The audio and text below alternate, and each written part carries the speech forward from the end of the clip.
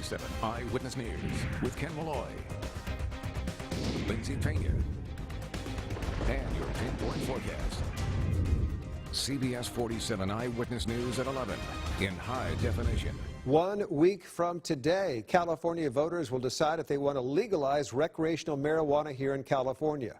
Right now, the polls show that Prop 64 could pass.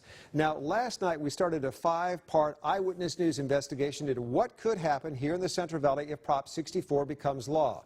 We explained what Prop 64 is. We also traveled to Portland, Oregon to show you how a similar measure is working there. Tonight we focus on taxes, regulations, your children, and edibles. Remember the Yes on 64 ads that focus on protecting kids? And Prop 64 bans advertising directed at kids, childproof packaging, and bans edibles that appeal to children.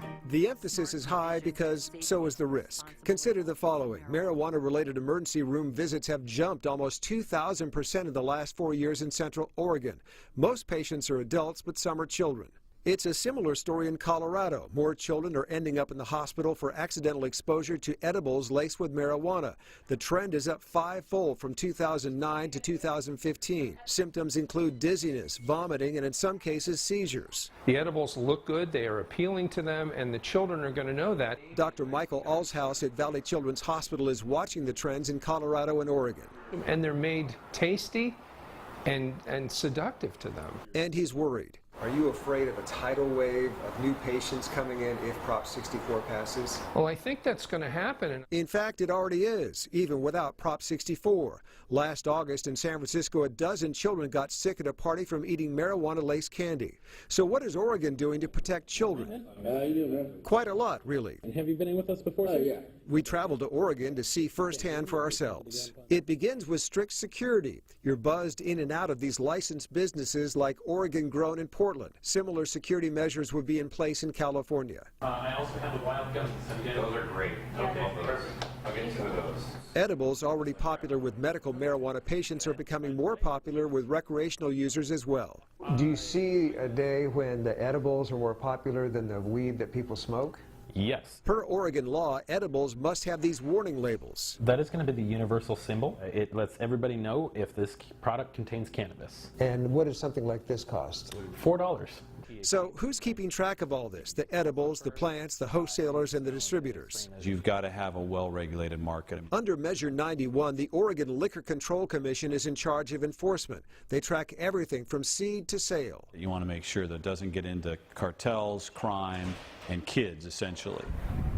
In California, under Prop 64, the newly renamed Bureau of Marijuana Control would regulate, license, and tax recreational marijuana. Supporters claim it could raise $1 billion per year from 2 new taxes, one on cultivation up to $9.25 per ounce and a new sales tax of 15%. Oregon has a similar taxation system that Anthony Johnson, the co-author of Measure 91, says is working. And generate new, millions of dollars in new revenue. Oregon is on track to collect about $43 million in tax revenue this year, which is better than expected. But where's the money go? Well, in Oregon, we specifically say where it goes. 40% goes to our common school fund, 25% goes to alcohol and drug prevention and treatment, 15% to our state police, 10% to cities, and 10% to counties. I asked Rob Bovet, the legal counsel for the Association of Oregon Counties, about Fresno County possibly opting out if Prop 64 passes, meaning no commercial growers, no stores, and no sales tax revenue.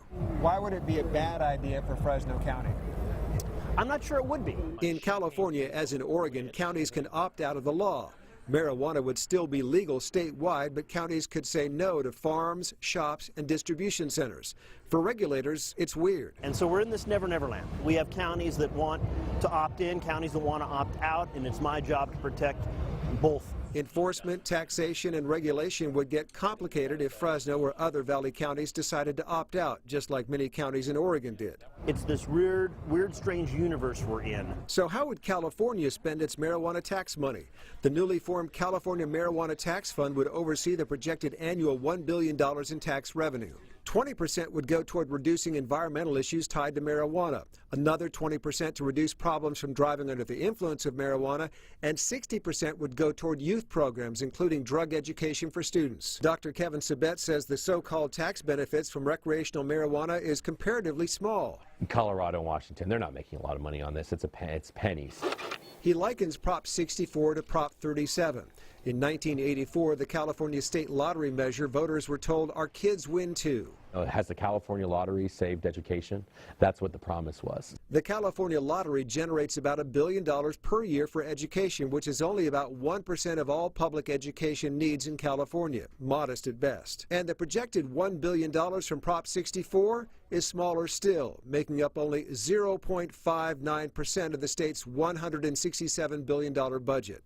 But still, supporters say, And there are plenty of people using cannabis in Fresno. So why not regulate it and tax it? I suspect Fresno is going to be able to tailor the rules and regulations for their communities. Meanwhile, some are asking what California would do with that expected $1 billion in tax revenue if Prop 64 passes. We'll answer that question tomorrow night. And